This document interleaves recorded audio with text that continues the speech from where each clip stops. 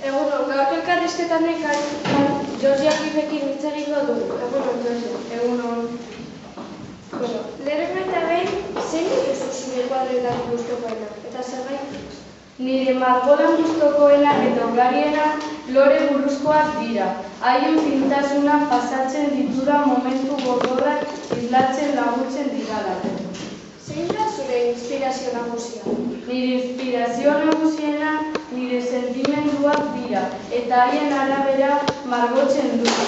Txikitan etxekoek bultzatuta hasi nintzen margotzen, baina azkenean Alfred Steinwarenganako nire maitasuna eta honek utzitakoa sentitu nuen minak islatzeko gogoa bultzatu ninduen margotzera.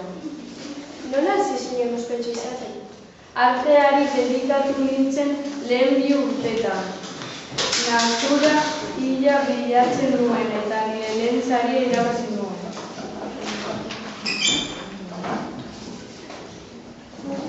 Eta zer da artea zuretzat? Nire sentimenduak adierazten dutela. Eskerrik asko etortzearen, Georgia, eta horren arte.